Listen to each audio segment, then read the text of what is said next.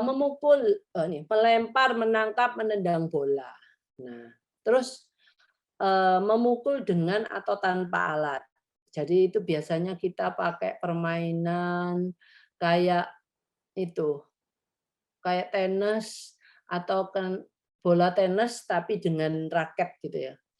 Membanting sesuatu, kadang anak-anak nggak bisa membanting, dia bantingnya begini, dibawa, dilepas. Nggak ada kekuatan untuk smash gitu ya. Jadi ini yang Anda harus mungkin anak kita punya satu berjalan bisa, berlari bisa, tapi yang ini kok nggak bisa ya. Nah, itu kalau kita tahu, kita bisa, karena ini adalah fondasi fondasi dari motorik halus.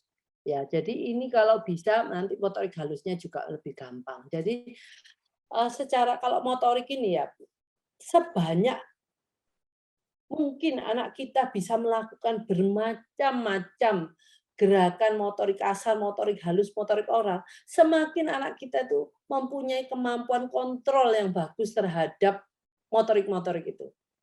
Dan itu experience, pengalaman yang sangat berguna nanti untuk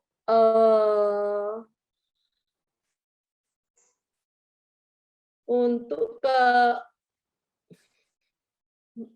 motorik yang kompleks. Jadi kalau ibu bapak punya waktu, kenalkan motorik. Ya, either itu motorik kasar, harus bisa semuanya. Nah, terus motorik halus, harus bisa. Habis itu motorik oral juga bisa. Jadi kalau umpamanya anak ibu motorik halusnya jelek ya, kebanyakan itu hampir bisa dipastikan motorik oralnya atau menirukan suara dan katanya itu sulit. Jadi kenapa kita ada jenjangnya, ini seperti, piramida ya. Nah itu yang harus, jadi kasarnya itu harus diperbanyak, ya kita dengan cara bermain lah, nggak usah pakai sesuatu semua harus diprogramin, tirukan atau apa. Nah itu kita biasanya lakukan di tempat terapi, tetapi kalau ibu dan bapak kan nggak harus seperti itu gitu loh. Anda bisa seperti bermain, tetapi Anda melakukan permainan motorik kasar, Anda melakukan permainan motorik halus, macam-macam lah. Oke. Itu kreativitas Anda. Saya percaya karena Anda dititipin untuk anak spesial, pastinya Anda juga spesial. Anda mempunyai kreativitas yang sangat tinggi. Tinggal kita punya waktu nggak untuk duduk diam dan memikirkan proyek anak kita ini, proyek rescuing anak kita. Oke, untuk intensitas suara. Nah, intensitas suara itu ada anak yang kalau suaranya itu lemah, gitu ya. Kita lihat kalau mau mendengar kayaknya anak-anak kecil nggak suaranya seperti itulah. Nah, itu kita harus objektif kalau anak kita suaranya kurang besar, kurang keras, kurang normal ya. Atau anak kita berteriak all the time. Ada anak yang kalau ngomong selalu intensitasnya itu seperti orang berteriak kekuatannya. Nah, itu juga nggak bagus. Nanti kita harus bisa ketiganya ini. Harus bisa ketiganya nih, pada waktu anak kita mungkin kita di tempat yang sepi. Anak ini harus bisa berbisik. Kita kalau ngomong, dia juga bisa menurunkan suaranya. Nah, nanti pada waktu kita mau memanggil seseorang, ya kita kan nggak mungkin kalau memanggil, kita harus ngomong, hai, gitu ya. Jadi kalau kita di dalam ruangan berbicara dengan orang lain, ya kita nggak mungkin pakai suara lemah atau suara keras, ya pakai suara dengan yang wajar, normal, dengan intensitas yang normal, jangan terlalu keras, jangan terlalu lemah. Kalau terlalu lemah orangnya nggak ngerti apa yang kita bicarakan, terlalu keras orang juga merasa kita itu weird ya, aneh. Dan juga mungkin bising gitu ya. Kalau orang coba kita kalau ada orang di sebelah kita aja kalau kita mungkin makan malam ya, tapi ya ini masa pandemi nggak akan kita makan ke restoran. kita makan di suatu restoran terus meja sana itu ngomongnya terlalu keras, itu mengganggu ya, padahal itu nggak berhadapan dengan kita. Apalagi orangnya yang berhadapan dengan kita itu kalau ngomongnya keras-keras gitu, akhirnya kita kan, wah bising lah, kita nggak akan mau berkomunikasi lebih jauh lagi gitu ya, atau kita menghindar. Jadi intensitas suara ini juga sangat penting, Bu. Nah, ini juga bisa mungkin dilatih walaupun anak kita belum bisa ngomong yang sempurna. Mungkin dia bisanya ngomong, anak saya bisanya ngomong "ah", oke. Yang A yang berbisik gimana? A yang normal gini, "A, A". Nah, itu jadi suatu permainan aja, gitu loh. Jadi mungkin kita, "Yuk kita panggil mama, sebutan A", karena dia anak kita cuma bisa A, ya ngomong A aja. "A, A", gitu mungkin ya. Atau, kita ngomong, "Oke, sekarang kita harus ngomongnya pelan-pelan, supaya, mama nggak mendengar atau adik di sana nggak mendengar." Nah, itu buat aja seperti suatu permainan. Oke, saya di sini kan tadi ini nomor 2 ya, menirukan dari motorik, suara dan kata ini nomor 2 semua. Menirukan motorik oral juga nomor 2, motorik halus juga nomor 2, motorik kasar juga nomor 2. Intensitas suara nomor 3. Jadi Anda kalau mau memberikan report ke saya tuh modelnya seperti ini ya. Nomor 1 tadi kan yang sudah kita bicarakan. Nomor 2 kan kita bisa ada menirukan, kemampuan menirukan itu bagaimana. Nah ini saya kasih contoh berjalan motorik kasar, berjalannya mandiri, melompatnya di trampolin. Kalau mungkin melompat di permukaan yang keras, dia masih nggak bisa. Atau karena melompat di trampolin ini biasanya anak dengan kaki yang lurus itu, nggak ada bengkoknya. Jadi dia cuma melompat dengan gaya bukan melompat, cuman melompat dengan kaki yang tidak terlipat gitu ya, di lututnya nggak melipat sama sekali. Merangkak tidak bisa. Nah, itu motorik halus seperti apa? Nah, ini berikan satu keterangan dari info-info yang saya berikan di sini ya. Jadi dari sini itu Ibu bisa, mungkin kalau ada info tambahan selain yang ada di sini nggak apa-apa, tambahkan aja. Intensitas suara, ini, intensitas suara normal, selalu. Dia kalau berteriaknya dalam keadaan tertentu berbisik tidak bisa. Nah, seperti itu. Kalau bisa melaporkan seperti itu. Oke, sekarang tuliskan kosakata reseptif. Anak kita itu yang kosakatanya yang dia mengerti, taunya dia memahami kosakata reseptif dari mana? Anak merespon sesuai dengan kata-kata yang kita minta. Sepertinya kalau anak kita nggak bisa ya. Ini, mana ya? Ini gambar botol, mungkin sama gelas ya. Oke, mungkin ini gambar, mungkin 3D, mungkin 2D. Coba tunjuk botol atau ambil botol kita taruh di atas itu. Nah, berarti anak itu kalau dia mengambil yang tepat berarti anak itu mengerti walaupun dia tidak bisa mengatakan ini botol. Oke. Itu kosakata reseptif. Tuliskan aja di sini apa saja, terus jumlah kata reseptifnya berapa.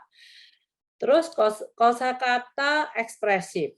Itu juga seperti reseptif. Taunya apa? Kosakata ekspresif itu adalah kosakata yang bisa digunakan anak untuk memenuhi keinginannya dia, atau dia sudah bisa kalau kita kata, "Apa ini?" "Botol." Oh, dia bisa menjawab pertanyaan. Nah, itu kan kosakata ekspresif. Dia bisa yang penting ekspresif itu sesuatu yang bisa dikatakan oleh anak. Ya, kalau anak yang belum bisa bicara, nonverbal, tetapi dia mempunyai alat bantu, Kalau kita apa ini, mungkin dia bisa menulis botol, ya toh. Tapi anak yang belum bisa menulis, mungkin dia bisa mengambil gambarnya. Apa ini ya? Dia kan mau ngomong itu botol, mungkin dia mengambil gambarnya itu, gambar atau foto yang dia punya, ini botol. Tapi dia nggak bisa ngomong. Nah, nanti kalau mamanya dia, oh dia berarti mengerti bahwa ini dan ini kadang-kadang gambar itu tidak selalu sama kan. Mungkin botol yang ini sama botolnya, tetapi satu botol ini, satu botol, tapi ini sama-sama botol. Dan dia punya gambar lain yang gambarnya itu mungkin botolnya universal gitu ya. Mungkin ke botol dengan yang lebih besar lagi ya. Nah, itu mungkin tapi dia tahu itu sama-sama botol. Oke? Itu yang perlu dikatakan di kosakata ekspresif. Jadi ekspresif itu tidak harus dengan verbal, tetapi dia juga dengan nonverbal juga bisa. Nah, jadi kalau mamanya nomor 4 itu kosakata reseptif, ya 4. 5 kosakata ekspresif, tolong mungkin di sini jumlahnya berapa, terus detailnya ditulis di kertas lain atau di kertas khusus kosakata reseptif, apa saja di kertas ini juga nggak apa-apa. Yang penting saya mendapatkan infonya. Terus 4 dan 5, sekarang kita nomor 6. Nomor 6 itu kita mulai dengan acara makan ya dan teman-temannya. Oke, sebentar.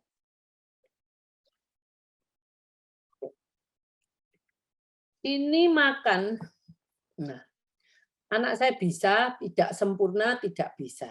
Nah, tidak sempurna itu dia mengunyahnya mungkin mengunyah 1 kali terus ditelan. Nah, Ibu kan akan bisa melihat gerakan mengunyah kok. Ya, gerakan mengunyah itu gerakan yang dengan gigi samping. Nah, kelihatan. Kalau dia cuma ininya yang bergerak cuma bibirnya tapi rahangnya ini gigi sampingnya nggak saling beradu itu, akhirnya kan itu nggak mengunyah. Jadi Anda kalau ngomong, anak saya mengunyah tidak sempurna. Nah, terus mengunyahnya paling 2 kali terus ditelan. Ya. Apakah kalau umpamanya saya biasanya oke nggak apa-apa nanti saya akan berikan, saya tanyakan. Karena mengunyah itu kadang-kadang bisa juga capek kita. Capek anak itu. Apa kalau mengunyahnya aja capek cuman 1 2, bayangkan kalau kita minta dia ngomong seperti saya hari ini harus ngomong selama 2 jam 3 jam. Itu rahang itu bisa capek.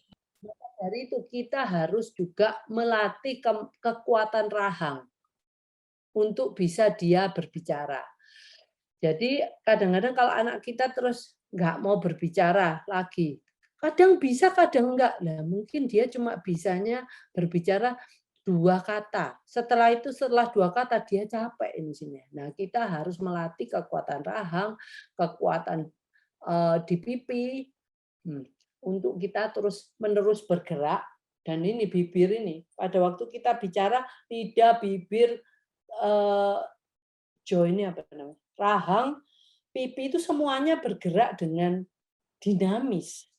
Dan mereka kalau umpamanya kita selagi asik ngomong nih ya, di telepon atau ketemu orang itu bisa lama. Sedangkan anak kita ngomongnya kok, anak saya loh kalau ngomongnya tuh cuma sedikit aja. Nah, maka dari itu kita latih kemampuan oralnya ini semuanya. Supaya pada waktu dia ngomong, dia sudah kayak orang prajurit siap tempur. Dia punya tenaga di semua semua oral motornya. Oke. Nah, kita ngelihat di sini kemampuan makan itu bisa kita lihat. Kadang-kadang kayak menggigit. Menggigit itu maksudnya sama gigi depan kan. Nah, dia bisa enggak menggigit. Mengambil makanan padat cair dari sendok, saya hanya pengen lihat dia ngambilnya dari gigi atau bibir. Kalau dia dengan gigi berarti bibirnya ini kurang kuat. Nah, menyeruput juga gitu. Itu dengan bibirnya. Menunggu makanan dimasukkan dalam mulutnya, itu yang paling pasif. Banyaknya anak-anak seperti ini mulutnya kalau sendok masuk, mulutnya hanya terbuka. Terus dia dengan pasif aja menerima tumpahan makanan dari sendok itu. Nah, itu bibir ini setelah tidak bekerja untuk mengambil makanan. Setelah makanan ada dalam mulutnya, dia cuma ngunyah 1-2 kali atau dikulum terus di dalam mulutnya sampai hancur, baru dia telan.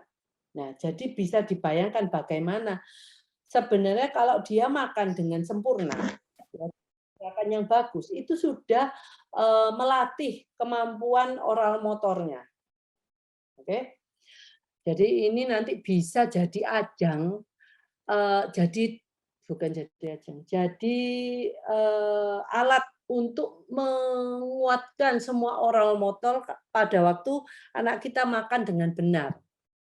Nah, jadi 1 dayung, 2-3 pulau terlampaui. Anak kita kenyang, latihan oral motor, akhirnya dia mempermudah dia untuk bicara. Oke? Nah, sensitivitas terhadap rasa makanan itu kadang-kadang yang menghalangi kita untuk melatih makanan ini. Nah, makannya terbatas, maunya ini itu, sudah nggak karena dia sensitif. Kalau dia ada sensitivitas, maka harus kita perbaiki supaya dia bisa dengan mudah melakukan gerakan makan apa saja. Jadi aktif lah. Jadi dia nggak maunya cuma dia plain-plain aja. Sedikit manis, asin, wah apalagi yang namanya asem, dia nggak mau. Nah, memang sih saya tidak minta anak ini, oh ada anak yang suka pedas. Nah, dari sana saya tahu dia hiposensitif. Anak ini sukanya asem-asem, kalau makan, wow makan bakso semua pedas semua, lomboknya dikasih jeruk nipis lagi, wah senang sekali dia semua makanan kasih jeruk nipis. Dari sana ibu tahu anak ibu itu terlalu hipo.